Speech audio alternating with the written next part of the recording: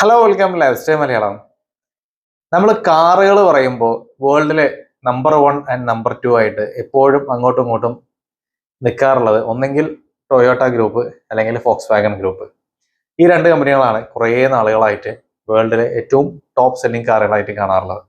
മുമ്പ് വളരെ നാളുകൾക്ക് മുമ്പ് ജനറൽ മോട്ടോഴ്സും ഫോർഡൊക്കെ ആയിരുന്നു. പക്ഷെ പിന്നീട് 2008 US റിസഷനൊക്കെ വന്നതിന് ശേഷം അവർ കുറേ ബ്രാൻഡുകളൊക്കെ സ്റ്റോപ്പ് ചെയ്തു, കുറേയൊക്കെ ഹാൻഡ് ഓവർ ചെയ്തു. അപ്പൊ ഞാൻ ഈ കാറിന്റെ കാര്യം പറയാൻ വേണ്ടിയിട്ടല്ല, ഇതേപോലെ പെർഫ്യൂമുകളില് അല്ലെങ്കിൽ കോസ്മെറ്റിക്സ് ഫീൽഡില് വേൾഡിലെ നമ്പർ 1ഉം നമ്പർ 2 ആയിട്ട് നിൽക്കുന്ന രണ്ട് കമ്പനികളാണ്. ഒന്ന് ലോറിയലും രണ്ട് എസ്റ്റീ ലാഡറും. സോ ഇത് ടൊയോട്ടയും ഫോക്സ് വാഗണും ഇത് രണ്ടും ഒരു ഗ്രൂപ്പാണ്. ആക്ച്വലി ടൊയോട്ട ഗ്രൂപ്പ്, അതിനുള്ളിൽ കുറെ കമ്പനികളുണ്ട്. ഫോക്സ് വാഗൺ ഗ്രൂപ്പിനുള്ളിലും കുറെ കമ്പനികളുണ്ട്. അതെല്ലാം തന്നെ അവരുടെ സബ് ബ്രാൻഡ്സ് മാത്രമല്ല, കുറെ കമ്പനികളെ തന്നെ അവർ ടേക്ക് ഓവർ ചെയ്തതും മറ്റുള്ളതൊക്കെ ആയിട്ട് അങ്ങനെയൊക്കെയാണ് ഈ സംഗതികൾ ഉള്ളത്. അതപ്പോൾ ഞാൻ അധികം ഡീറ്റെയിൽ ആയിട്ട് പറയേണ്ട കാര്യമില്ല, ഒട്ടുമിക്ക ആൾക്കാർക്ക് അറിയാം. ഇപ്പൊ റീസെന്റ് സുസുക്കിന്റെ സെയിൽസ് അടക്കം ടൊയോട്ടന്റെ അണ്ടറിലായിട്ടാണ് കൺസിഡർ ചെയ്യുക വേൾഡ് വൈഡ് വരും. അപ്പോൾ എന്ന പോലെ നമ്മൾ ഈ കോസ്മെറ്റിക്സിൽ വരുമ്പോൾ രണ്ട് വലിയ രണ്ട് ബ്രാൻഡുകളാണ് ഈ രണ്ടും. ഫോക്സ് വാഗന്റെ ഒരു എഞ്ചിന്, ഗിയർ ബോക്സ് സാധനങ്ങൾ തന്നെയാണ് ഔഡി, സ്കോഡ തുടങ്ങിയ വണ്ടികളൊക്കെ കാണാറുള്ളത്. പിന്നെ അതേപോലെ ഈ ലംബോർഗിനിന്റെ ചില വണ്ടികൾ ഔഡിന്റെ ഷോറൂമിൽ സർവീസ് ചെയ്യും. ഇങ്ങനെയൊക്കെ പറഞ്ഞാൽ അങ്ങോട്ടും ഇങ്ങോട്ടൊക്കെ ഇവര് ടെക്നോളജി അങ്ങോട്ടും ഇങ്ങോട്ടൊക്കെ ഷെയ്ഡാണ്. എന്ന പോലെ തന്നെ പെർഫ്യൂംസിലും നിങ്ങൾ അങ്ങനെയൊക്കെ നോക്കിയാൽ നിങ്ങൾക്ക് കാണാൻ പറ്റിയ ചില ബ്രാൻഡുകളുണ്ട്. അപ്പൊ അത് ഏതൊക്കെയാണ് എന്നുള്ളത് എന്ന് ഞാൻ പറയാം. ഞാനത് കുറെ നാളായിട്ട് പറയണം എന്ന് വെച്ച ഒരു കാര്യമാണ്. കാരണം അത് പലർക്കും അറിയാത്ത ഒരു സംഭവമാണ്. ഇത്തരം ബ്രാൻഡുകളൊക്കെ ഇതെല്ലാം അണ്ടർ 1 മാനേജ്മെന്റ് ആണോ വരുന്നത് എന്നുള്ളത്. അപ്പൊ എന്തായാലും നമുക്ക് ആദ്യം ലോറിയലിന്റെ അണ്ടറിൽ വരുന്ന ബ്രാൻഡുകൾ ഏതൊക്കെയാന്ന് നോക്കാം. ഞാനൊരു ഓർഡറിലൊന്നല്ല പറയുന്നത്, ജസ്റ്റ് ഇങ്ങനെ എടുത്തു വെച്ചിട്ടുള്ളൂ. സോ ഇത് ഞാൻ പലപ്പോഴും ചിലതൊക്കെ നമുക്ക് അറിയുന്നതാണ്. അത് അറിയാൻ ഒരു ഈസി ഉണ്ട്. ഇപ്പോ നിങ്ങൾ ഏതെങ്കിലും ഷോപ്പിംഗ് മാളിലൊക്കെ ചെന്നാലേ ഇപ്പോ ക്ലിനിക്ക്, എസ്റ്റീ ലാഡർ, മാക്ക് ഇതെല്ലാം ഒന്നിച്ച് കാണാം ഔട്ട്ലെറ്റ്സ്. അപ്പൊ അതിങ്ങനെ പാർട്ടീഷൻ ചെയ്ത് പോയിട്ടുണ്ടാവും. അപ്പൊ അതെന്തുകൊണ്ടാ വെച്ചാൽ ഇതെല്ലാം അണ്ടർ 1 മാനേജ്മെന്റ് വരുന്നതുകൊണ്ടാണ്.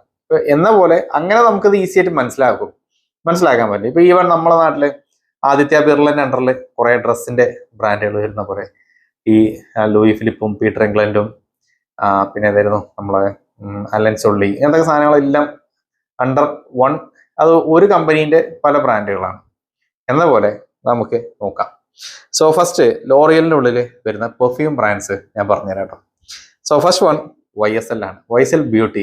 ഇതിന്റെ അതായത് എല്ലാതും അവരുടെ ആണെന്നല്ല, YSL beauty, Tom Ford beauty എന്നൊക്കെ പറഞ്ഞ ഈ ഡിവിഷൻസ് ആണ് ഇവർ ഹാൻഡിൽ ചെയ്യുന്നത്.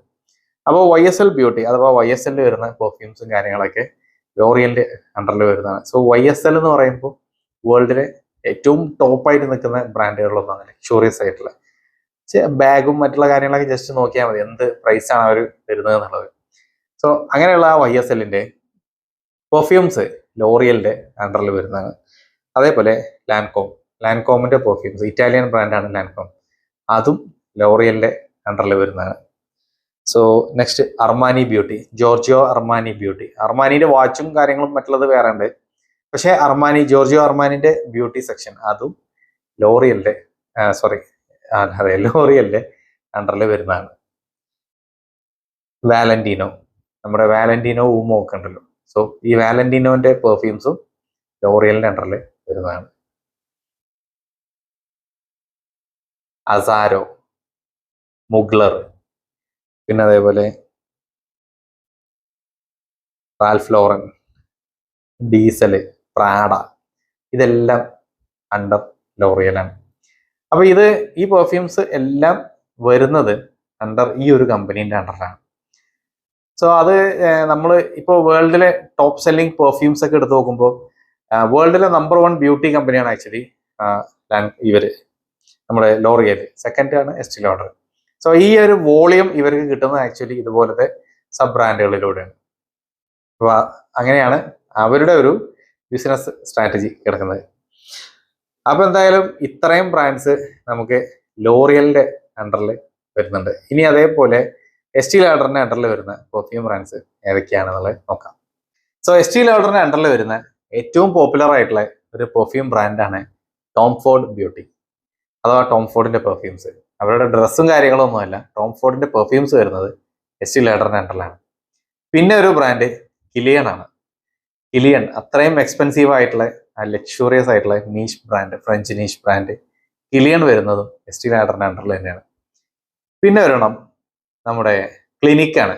ക്ലിനിക്ക് ഹാപ്പി പെർഫ്യൂം ഒക്കെ ഇറക്കുന്ന ക്ലിനിക്ക് വരുന്നതും എസ്റ്റി ലാഡറിന്റെ അണ്ടറിൽ തന്നെയാണ്. പിന്നെ നമുക്ക് അറിയാവുന്ന മാക്കിന്റെ കോസ്മെറ്റിക്സും പെർഫ്യൂംസ് ഒക്കെ എസ്റ്റി ലാഡറിന്റെ പെർഫ്യൂംസും കോസ്മെറ്റിക്സും അതെല്ലാം എസ്റ്റി ലാഡറിന്റെ അണ്ടറിൽ വരുന്നത് തന്നെയാണ്. പിന്നെയും ബ്രാൻഡ്സ് ഉണ്ട്, ലേലബോ, പിന്നെ ജോ മെലോണ്, അതുപോലെ തന്നെ ഐറിൻ ബ്യൂട്ടി, ഇങ്ങനെയുള്ള ബ്രാൻഡുകളൊക്കെ എസ്റ്റി ലാഡറിന്റെ അണ്ടറിൽ വരുന്നതാണ്.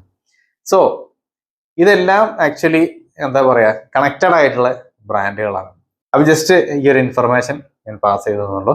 So anyways, that's all about this video. Thanks for watching.